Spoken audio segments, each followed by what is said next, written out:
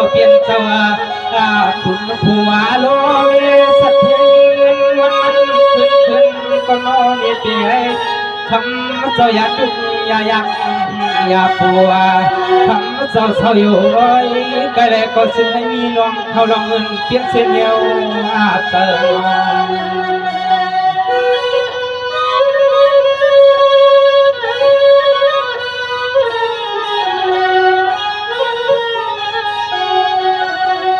สังวาปีนังจิงพิจัยสังตัวเจ้าเปลี่ยนเจ้าหน้าสังวามีทีมาละสังอาวันนอนเย้าเนก็จำไปตรังเมื่อพังตัวเหลียวในใจขสูหักปัดปาขย่าปันนา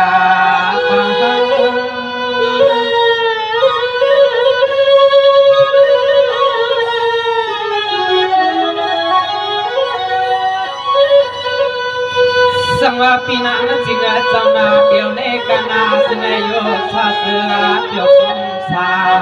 ยอกะก็อังเตืออังเฮออังมวน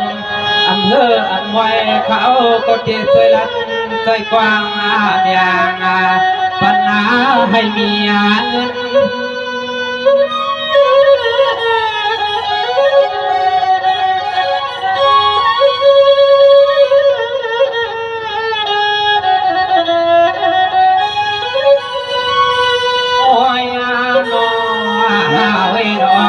ตินาเพียงกวางกุลังกุลายาขัดใจตัวยาหุกเอวสีพายาใส่ขลุ่มยักษ์ทั้งไหวจางอาทิเลตเตียงเธอขยาวขยาว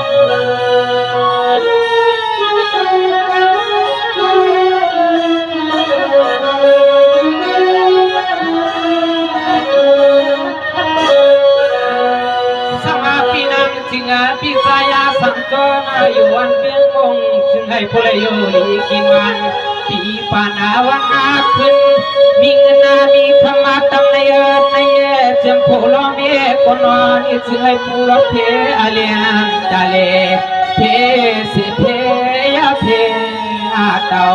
เพยาเพไม่หุกเผานอ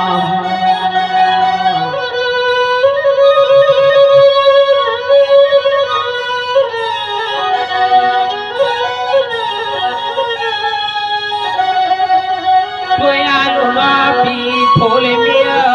ตัวยาลูนอนี่อปีโพเลเมียยังเมื่อใครเขาเส้นเขาสวย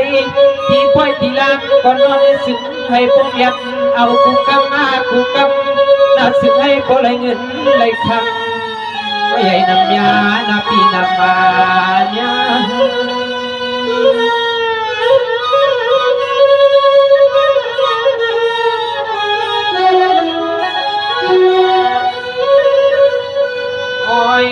โนเวงสึกให้พวกสื่อเลยจางลูกกาแทบไปสึกให้พวกเลยมีเทียงเหินเทียบเยอะเพียงกะเยงใส่เพียงกะเยงใส่ละนะ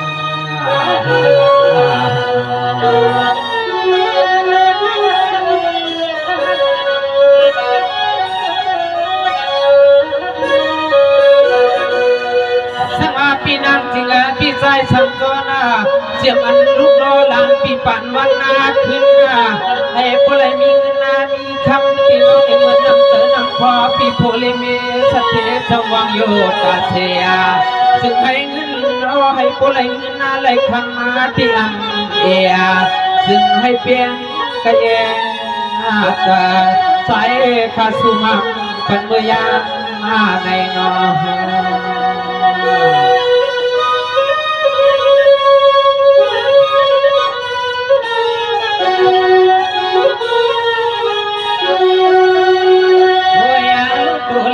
ปีเฮาก็สึงให้ปอรถที่ตีกังผมป้าที่ลุก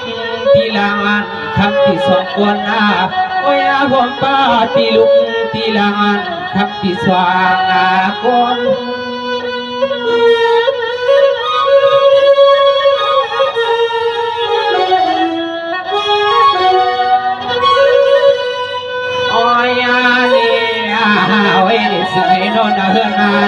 ปีฮาวาโกมลขึ้นตัวนาก็กินเหมือนวานนาเลยครับดูนาพอตื่นมาให้ครับพี่เฮาเลยครับเสียนา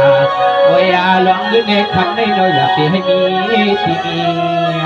เลียนคณะค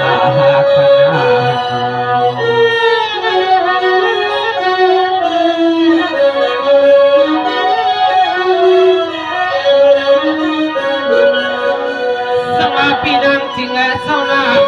สมาปีนางจิงเศร้าเงินอันปีถึงสุมานาปะเดเจนาตาพยเปียยังข้าเมื่อเลี้ยวในเสลีนอนในจิงให้นอจวันจะเมืองเสาจวนนกุ้งเสียเสียจวนนกุ้งอับเออกูกินขวันหน้าในนอ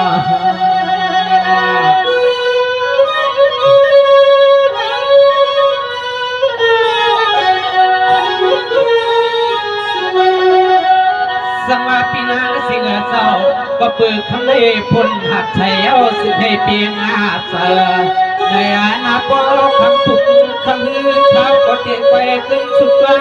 เมื่อพักยักไว้ในเตะคำที่สองก็โพลิเมเจ้าเปลี่ยนเจ้านาขอนิอานหน้าพ้นมาขย่าพ้นนามา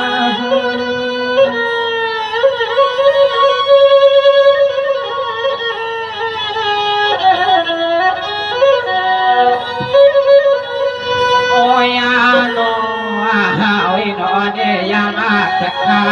คำขึ้นในที่เลยยานาคำอลังกูก็กูกวนนาพยาสาวสุดให้พวกมุลวนสายาเปียไป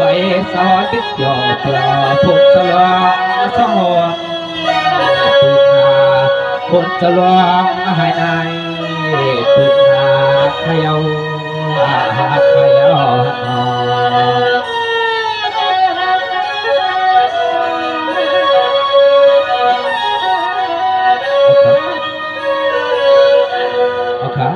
พี่นันอันนะพี่น้องเขาอยู่ขานออันเลยแค่ซูมาจีนั่นในก็สังว่าอับเปียงใจเปียงคอในก็แค่ดอกคำพูคำพื้นในขึ้นย้อนมาเพียงคณะเฮาขาดเฮ็ดกามสู้มังกลาปันให้พ้นเตรียมทวนมนใจเปียงใจเปียงคอคำได้พี่กบโผลกอดุกมายาวในขนอขาพี่น้องกี่ย้อนอาข้างอาลังเสลในย้อนกึดลือยืนว่างกูคุณกูนางค่ะแค่ดอยขีดาพันใจสิกำขา